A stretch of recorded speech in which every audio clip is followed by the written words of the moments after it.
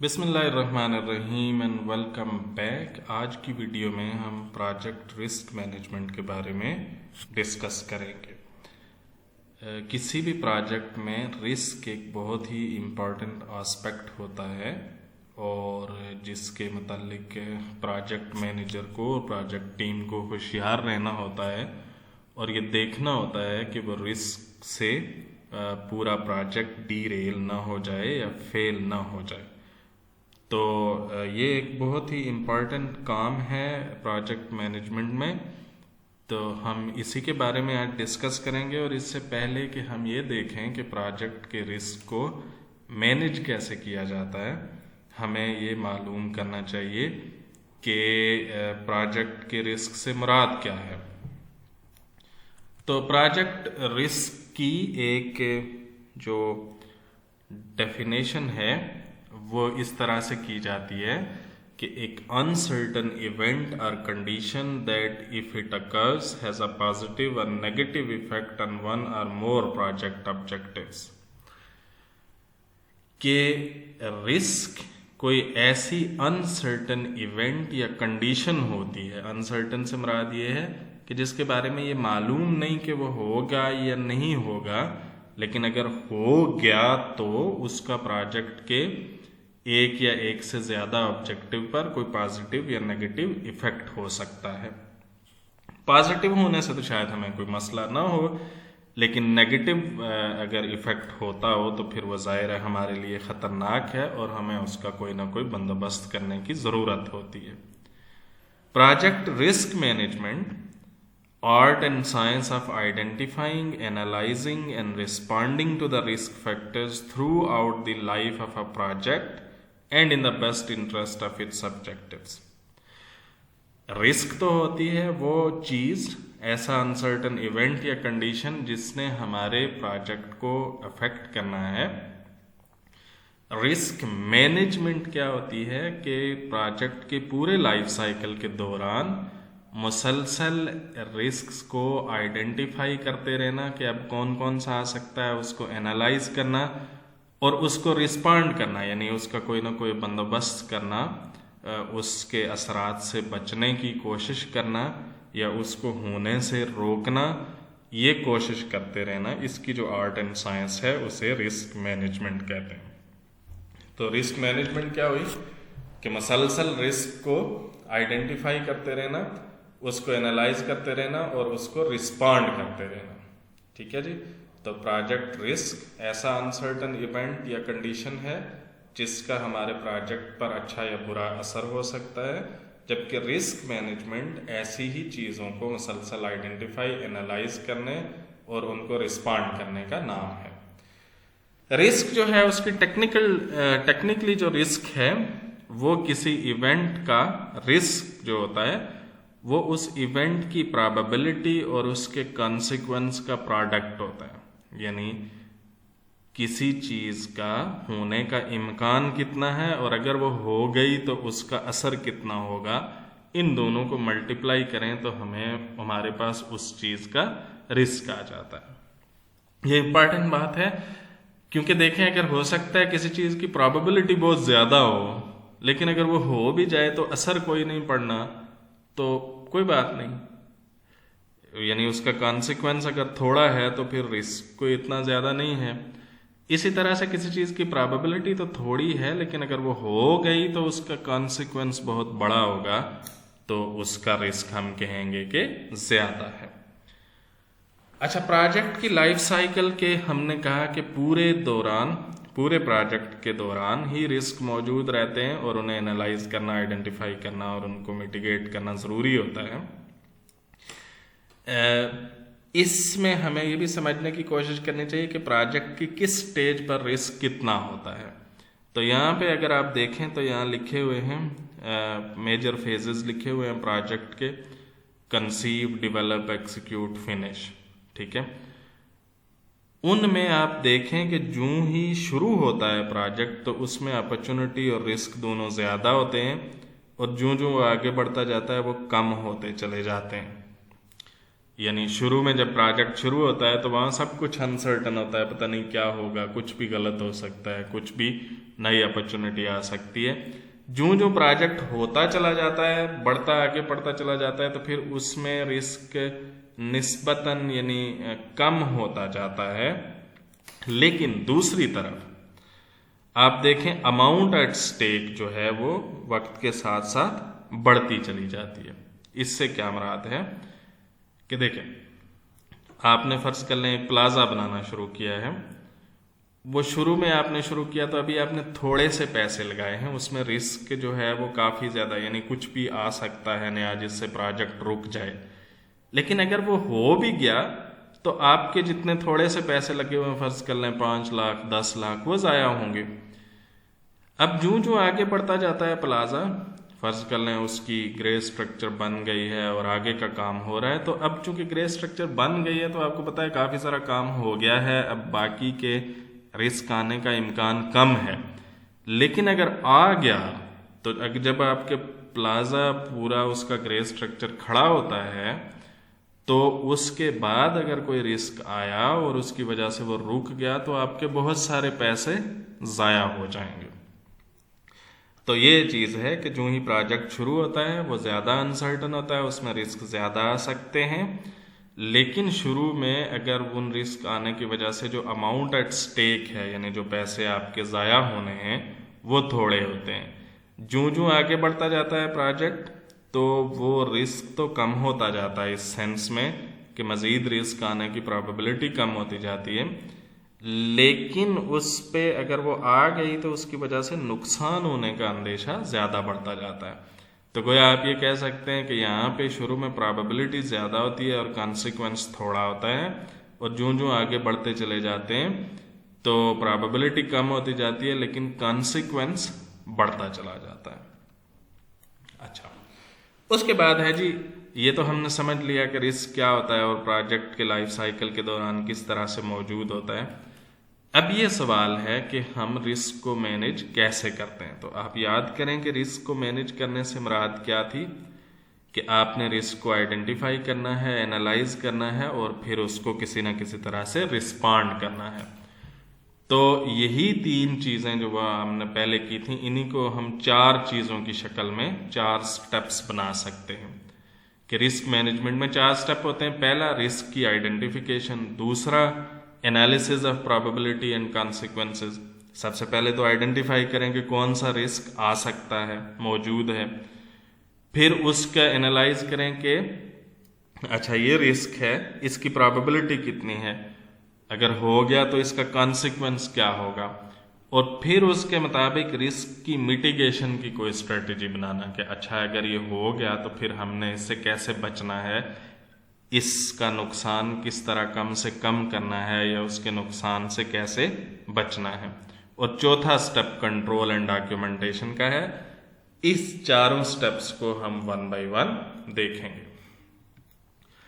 तो risk identification पहला step है कि जब आप रिस्क को मैनेज करने लगें तो रिस्क की आइडेंटिफिकेशन पहला स्टेप है।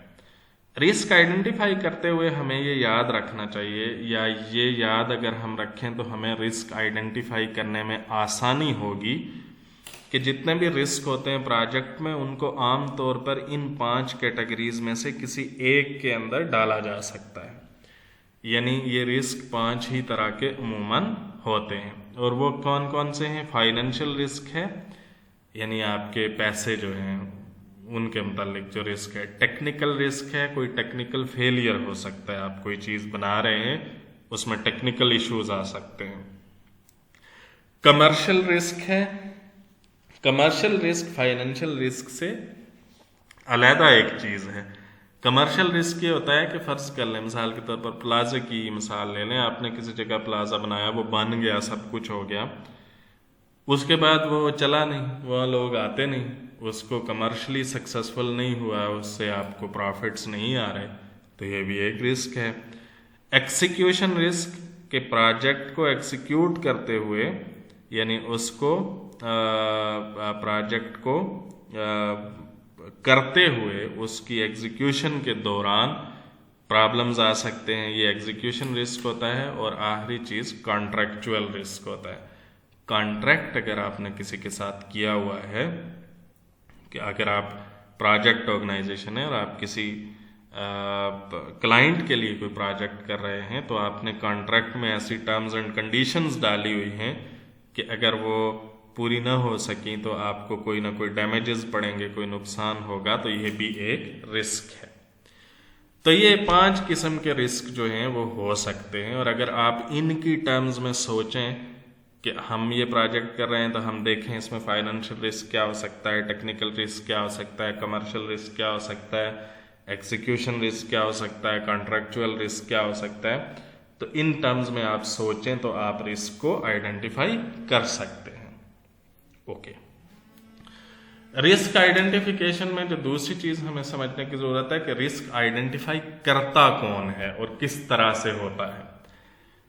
तो इसके भी कोई 4 तरीके आमतौर पर हो सकते हैं कि किस तरह से। एक होता है ब्रेनस्टॉर्मिंग मीटिंग। आप जो प्रोजेक्ट टीम है वो बैठ जाए और ब्रेनस्टॉर्म करे, यानी सोचे, आइडियाज जनरेट करें कि अच्छा ये रिस्क हो सकता है, ये हो सकता है, ये हो सकता है। दूसरा तरीका यह है कि किसी एक्सपर्ट से पूछ लें। एक्सपर्ट से मुराद ऐसा आदमी जिसने उस तरह के प्रोजेक्ट पहले किए हुए हों, कंसल्टेंट रहा हो या प्रोजेक्ट मैनेजर रहा हो, और उसका एक्सपीरियंस हो, और वो आपको बताए कि अच्छा आप ये प्रोजेक्ट कर रहे हैं तो इसमें ये रिस्क हो सकता है, ये रिस्क हो सकता है, ये रिस्क हो सकता है। तीसरा तरीका ये है कि प्रोजेक्ट की हिस्ट्री से, यानी आप एक कर रहे हैं, फॉर एग्जांपल आप एक प्लाजा बना रहे हैं कि तो जो पहले प्लाजे बने हैं उनकी जो हिस्टोरिकल रिकॉर्ड्स हैं उनमें क्या क्या मसले आए थे, उन्हें देखकर भी आप अंदाज़ा लगा सकते हैं कि हमारे प्रोजेक्ट में क्या क्या इश्यूज आ सकते हैं। और मल्टीपल टीम बेस्ड असेसमेंट ये होती है कि अकेला एक बंदा बैठ के रिस्क आइडेंटिफाई करने के बजाय टीम्स की शक्ल में लोग ब्रेनस्टॉर्म करते हैं, टीम्स की शक्ल में स्टडी करते हैं, और टीम्स की शक्ल में आप एक्सपर्ट से ओपिनियन लेते हैं, हिस्ट्री को रिव्यू करते हैं, तो उससे आप रिस्क आइडेंटिफाई करते हैं। ये बस तरीका है। इसकी वजह ये है कि अकेले आदमी का रिस्क को असेस करना भी खुद एक रिस्क है, क्योंकि एक आदमी हर एंगल से नहीं सोच सकता और उसमें कोई ना कोई चीज ओवरलुक हो सकती है। ओके, तो ये पहला स्टेप हो गया। आप दोबारा पीछे जाएं। रिस्क मैनेजमेंट में पहला स्टेप था रिस्क की आइडेंटिफिकेशन। तो रिस्क की आइडेंटिफिकेशन में हमने कहा कि रिस्क को आइडेंटिफाई करने के लिए इन 5 कैटेगरीज के मुतालिक सोचना चाहिए, और ये तरीके हैं जिनके मुताबिक आप सोच सकते हैं कि क्या क्या रिस्क हो सकते हैं। दूसरा स्टेप ये है, जब रिस्क आइडेंटिफाई हो गया तो उसके बाद उस रिस्क की आप देखें कि प्रोबेबिलिटी कितनी है और उसका कॉन्सिक्वेंस क्या हो सकता है। तो इसमें जब आप प्रोबेबिलिटी और कॉन्सिक्वेंस एनालाइज करने लगें तो उससे पहले ये एडवाइजेबल है और ये अच्छी बात है कि आप पहले एक रिस्क ब्रेकडाउन स्ट्रक्चर बना लें। रिस्क ब्रेकडाउन स्ट्रक्चर याद करें कि पिछली एक वीडियो में हमने वर्क ब्रेकडाउन स्ट्रक्चर की बात की थी कि आप ओवरऑल प्रोजेक्ट को तोड़ते हैं पहले हिस्सों में और फिर उनको फर्दर तोड़ते हैं। तो इसी तरह से आप रिस्क जो हैं उनकी बड़ी कैटेगरीज बनाएं और उन बड़ी कैटेगरीज में देखें कि फर्दर छोटे छोटे हिस्सों में तोड़ें और फिर आगे फर्दर हिस्सों में तोड़ें। मिसाल के तौर पर यहाँ देखें क्या किया हुआ है कि प्रोजेक्ट रिस्क जो है एक्सटर्नल भी हो सकता है, इंटरनल भी हो सकता है। ठीक है, एक्सटर्नल रिस्क में मार्केट रिस्क हो सकता है और इन्वायरमेंटल इम्पैक्ट हो सकता है। इन्वायरमेंटल इम्पैक्ट में क्या रिस्क फर्दर हो सकता है कि जी जिस जगह आप फर्ज कर लें आप किसी जगह प्लाजा बना रहे हैं, वहाँ जो कम्युनिटी है उसने प्रोटेस्ट शुरू कर दिया है कि नहीं ये यहाँ नहीं बनना चाहिए, पोल्यूशन हो रही है, यहाँ पे रश लग जाएगा, राइशी एरिया है वगैरह वगैरह, तो ये एक रिस्क हो सकता है। तो इस तरह से जब आप रिस्क की ब्रेक डाउन करेंगे, ठीक है, तो एक लेवल, दूसरा लेवल, उससे आगे आप तीसरा लेवल और उससे आगे चौथा लेवल भी आप ऐड कर सकते हैं। तो फिर आपके पास वो कंसाइज और स्पेसिफिक रिस्क आइडेंटिफाई हो जाएंगे कि ये रिस्क है। फिर उनकी आप प्रोबेबिलिटी और कॉन्सिक्वेंस कैलकुलेट कर सकते हैं। तो प्रोबेबिलिटी को करने का भी एक तरीका ये हो सकता है। एक तो बहुत सादा तरीका है कि आप उसकी ओवरऑल प्रोबेबिलिटी करें। मिसाल के तौर पर आप कहते हैं कि जी जैसे ये कम्युनिटी प्रोटेस्ट है तो बस इसको एक प्रोबेबिलिटी नंबर असाइन कर लें, फर्ज कर लें 0.6 कि 60% चांस है कि कम्युनिटी प्रोटेस्ट करेगी। ज़्यादा सोफिस्टिकेटेड तरीका ये है कि आप प्रोबेबिलिटी ऑफ फेलियर की भी डिफरेंट डायमेंशंस बनाएं। मिसाल के तौर पर यहाँ पे देखें कि प्रोबेबिलिटी ऑफ फेलियर की 3 डायमेंशंस बनी हुई, मैच्योरिटी, कॉम्प्लेक्सिटी और डिपेंडेंसी। ठीक है, आपने हर एक की एक डिस्क्रिप्शन दी है और नंबर दिया है कि यानी अगर कॉम्प्लेक्सिटी सिंपल डिजाइन हो तो प्रोबेबिलिटी जो है ऑफ फेलियर 0.1। ओके, अगर मैच्योरिटी में ये हवाले से अगर मेजर चेंज आनी हो तो आप कहते हैं कि ये मॉडरेट प्रोबेबिलिटी है। Schedule or performance depends on new system or process, significant cost और schedule risk है। डिपेंडेंसी के हवाले से तो आप कहेंगे कि ये significant risk है। ठीक है, इसी तरह कॉन्सिक्वेंस में आपने क्या 4 किस्म के आपने कहा कॉन्सिक्वेंस हो सकते हैं। कास्ट हो सकती है, schedule, reliability, परफॉर्मेंस।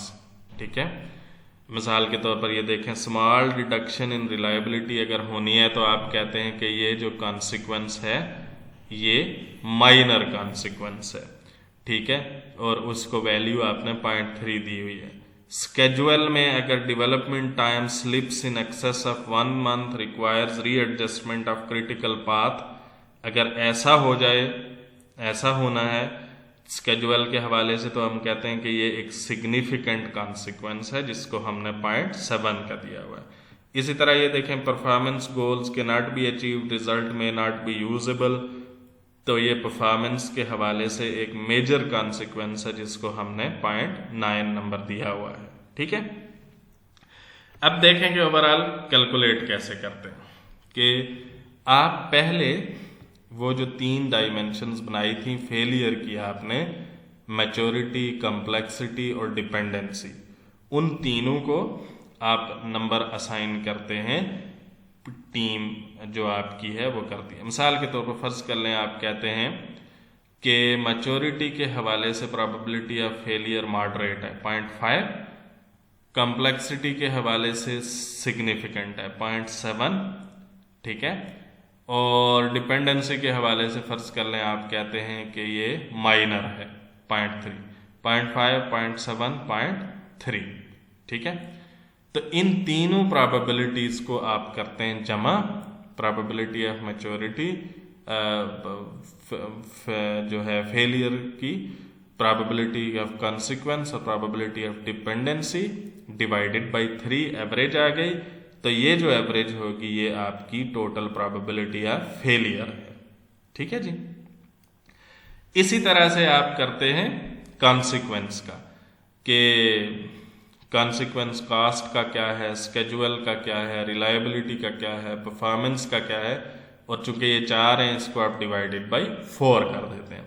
और एंड में आप क्या कहते हैं, ये जो प्रोबेबिलिटी ऑफ फेलियर है जो कि इन तीनों की एवरेज है, और ये जो कॉन्सिक्वेंस ऑफ फेलियर है जो इन चारों की एवरेज है, इन दोनों को जमा करते हैं और माइनस इन दोनों का प्रोडक्ट कर देते हैं, प्रोबेबिलिटी ऑफ फेलियर और कॉन्सिक्वेंस ऑफ फेलियर। तो एक रूल ऑफ थंब ये है कि तो इससे क्या आता है, ये आपका रिस्क फैक्टर कैलकुलेट होता है। तो एक रूल ऑफ थंब ये है कि अगर ये रिस्क फैक्टर की वैल्यू 0.3 से थोड़ी आए तो आप कहते हैं लो रिस्क है, 0.3 से 70 तक आए तो आप इसको कहते हैं कि ये मीडियम रिस्क है, और 0.7 से ज़्यादा हो जाए तो फिर आप कहते हैं कि ये हाई रिस्क है। तो ये वो तरीका है जिसके ज़रिए आप प्रोबेबिलिटी, आप जो है रिस्क को कैलकुलेट करते हैं, उसकी प्रोबेबिलिटी और कॉन्सिक्वेंस। ठीक है, अब आगे जी आगे रिस्क मिटिगेशन की स्ट्रेटेजी। रिस्क मिटिगेशन की 4 बड़ी स्ट्रेटजीज हो सकती हैं। एक तो ये है कि एक्सेप्ट रिस्क, आप कुछ भी ना करें, आप माने कि ये रिस्क है, हाँ जी ये है तो है, अब हम इसका कुछ नहीं कर सकते, हम एक्सेप्ट करते हैं कि ये रिस्क है और हम ये रिस्क लेने के लिए तैयार हैं। दूसरा तरीका ये है कि आप रिस्क को मिनिमाइज करने की कोशिश करते हैं। फर्ज कर लें कि आपके पास मिसाल के तौर पर आप एक प्लाजा बना रहे हैं और आपको ये ख़तरा है कि अगले हमारा जो प्रोजेक्ट है इसने 4 महीने में कंप्लीट होना है, जबकि अगले महीने से सीमेंट की प्राइसेस में सिग्निफिकेंटली इजाफा हो सकता है। ठीक है, तो आप क्या करते हैं कि इस रिस्क को मिनिमाइज करने के लिए अभी से सारा सीमेंट लेके रख लेते हैं। ठीक है, तो ये क्या होगी, आप रिस्क मिनिमाइज करने की कोशिश कर रहे हैं। अच्छा, यानी आप बेस्ट प्लानिंग के जरिए से आप यानी रिस्क को, टेक्निकल डिज़ाइन को इम्प्रूव करने से जो जिस तरह का भी आपको रिस्क महसूस हो रहा है उसको कम से कम करने की कोशिश करते हैं। मिसाल के तौर पर हमें रिस्क ये था कि जो कास्ट जो है वो सिग्निफिकेंटली इम्प्रूव हो सकती है बिल्डिंग मटेरियल की, तो हमने उसे अभी से लेके रख लिया कि जी ये रिस्क क्या हो जाएगा, इससे मिनिमाइज हो जाएगा। तीसरा तरीका रिस्क शेयरिंग का है कि आप रिस्क शेयर कर दें। आप जो है यानी आपके साथ 2-3 अगर पार्टनर हैं तो वह रिस्क उनके ऊपर डिस्ट्रीब्यूट हो जाता है, शेयर हो जाता है, यानी आप अकेले रिस्क लेने के बजाय किसी और को भी उसमें शामिल कर लें। और चौथा तरीका जो है वो रिस्क की ट्रांसफ़र का है कि आप अपना रिस्क पूरा किसी दूसरे को ट्रांसफ़र कर देते हैं। इसकी मिसाल ये है कि जिस तरह से क्लाइंट्स क्या करते हैं कि वो लमसम या फिक्स्ड कास्ट जो कॉन्ट्रैक्ट कर लेते हैं, यानी मैंने आपसे काम करवाना है और मैं कहता हूँ कि जी ये मैंने काम करवाना है, ये बिल्डिंग बनवानी है, ये इतने पैसे में दूंगा, ये आप पैसे दें और मुझे बिल्डिंग बना दें। अब उसमें मटेरियल की कास्ट बढ़ती है, कम होती है, जो भी होता है वो अब आपका रिस्क है। मैं फारिग हो गया उससे एक ही दफ़ा पैसे दे के, तो मैंने अपना सारा रिस्क आपको ट्रांसफ़र कर दिया। ठीक है, ओके जी। उसके बाद जब आप रिस्क की मिटिगेशन की कोई स्ट्रेटजी भी बना लें तो आखिरी चीज़ कंट्रोल एंड डॉक्यूमेंटेशन है। इसे पढ़ लें कि once project analysis has been completed it is important to begin developing a reporting and documentation system for cataloguing and future reference. जब ये सारा कुछ हो जाए तो इसकी प्रॉपर डॉक्यूमेंटेशन रिपोर्टिंग होनी चाहिए। ये क्यों ज़रूरी है? ये फ्यूचर रेफरेंस के लिए ज़रूरी है और करंटली भी कैटलॉगिंग के लिए ज़रूरी है। Having a repository of past risk analysis transaction is invaluable, particularly to novice project managers who may recognize the need to perform risk management duties but are not sure of the best way to do them or where to begin. इस तरह की जो documentation होती है ये उन project future managers के लिए फ्यूचर में ज़्यादा यूज़फुल होती है जो कि इनएक्सपीरियंस्ड हैं और वो इसको देखकर कर सकते हैं। यानी देखें, आपने रिस्क असेसमेंट की, प्रोबेबिलिटी, आपने मीटिंग के मिनट्स लगे हुए हैं, सारी कैलकुलेशन लगी हुई हैं, वो रिपोर्ट्स बनी हुई हैं, डॉक्यूमेंट्स मौजूद हैं। तो आगे अगर कोई फ्यूचर में कोई बंदा करेगा तो वो उन सारे फॉर्मेट्स देख सकता है, अच्छा इस तरह से की जाती है, इस तरह से उसकी रिपोर्ट लिखी जाती है, यूं रिस्क असेसमेंट की जाती है, इस तरह से सेव की जाती है, तो ये उसके लिए बड़ा इनवैल्यूएबल रिसोर्स बन जाएगा। और अब एक आखिरी चीज है जी जिसको हम project risk analysis and management process कहते हैं। ये असल में European association for project management है। उन्होंने एक जेनेरिक सा प्रोग्राम बनाया है, एक मेथोडोलॉजी दी है कि इस मेथोडोलॉजी के जरिए आप किसी भी प्रोजेक्ट में आमतौर पर रिस्क को मैनेज कर सकते हैं। अच्छा, अब ये जब मैं कह रहा हूँ कि किसी भी प्रोजेक्ट में, तो इससे मुराद जो है किसी भी प्रोजेक्ट से मुराद ज़्यादातर प्रोजेक्ट्स है। हर एक में ज़रूरी नहीं कि यही वाला अप्लाई हो सके, लेकिन ये एक जेनेरिक मेथोडोलॉजी है जिसको आप तकरीबन हमेशा फॉलो कर सकते हैं रिस्क को मैनेज करने के लिए। इसके 9 स्टेप्स हैं, वो 9 स्टेप्स क्या हैं वो हम देख लेते हैं। यही कहती है मेथोडोलॉजी कि सबसे पहले डिफाइन करें, ठीक है। रिस्क को मैनेज करने के लिए, रिस्क को मैनेज करने का पहला स्टेप ये है कि आपका प्रोजेक्ट बहुत अच्छा डिफाइंड हो। इसमें तमाम deliverable, statement of work, project scope अच्छी तरह से क्लियर टर्म्स में, अनएम्बिगुअस टर्म्स में स्पेसिफाई किया गया हो। यानी जब आपने प्रोजेक्ट की प्लानिंग बहुत अच्छी की है, उसकी अच्छी डेफिनेशन की है, तो आप बहुत सारा रिस्क उसी अच्छा करने से ख़त्म हो जाएगा। क्योंकि रिस्क जो है अगर आपकी एम्बिग्विटी है तो उसकी वजह से ज़्यादा हो सकता है। दूसरी चीज़ ये है फोकस।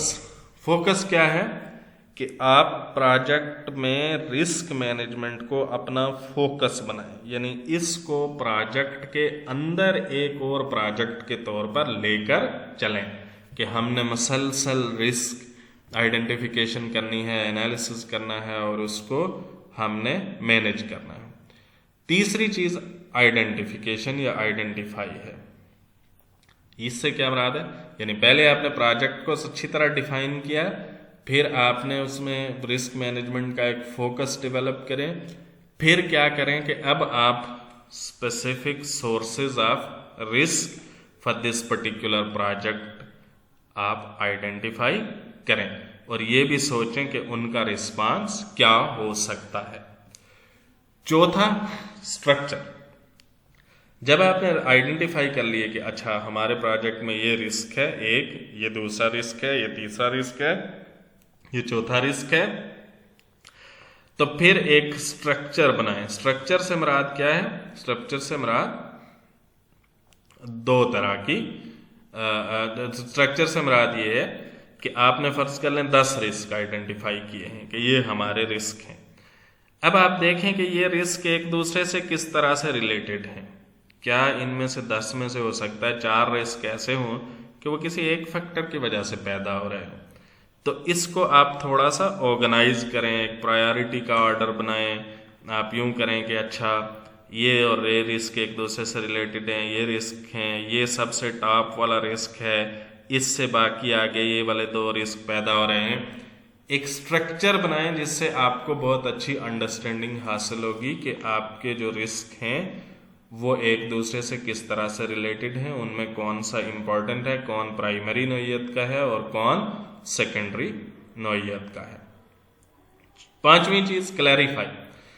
क्लैरिफाई ओनरशिप है। असल में क्लैरिफाई ओनरशिप से क्या मुराद है कि अब आप जिम्मेदारी लगाएंगे, अच्छा ये 10 रिस्क हैं, इसको मैनेज करना फलां बंदे की जिम्मेदारी है, इसको मैनेज करना फलां की जिम्मेदारी है, इसको मैनेज करना फलां की जिम्मेदारी है। यानी हर बंदे की जिम्मेदारी लगा दें कि ये रिस्क को इसने देखना है, इस रिस्क को मैनेज कर ये करेगा, इस रिस्क को वो मैनेज करेगा।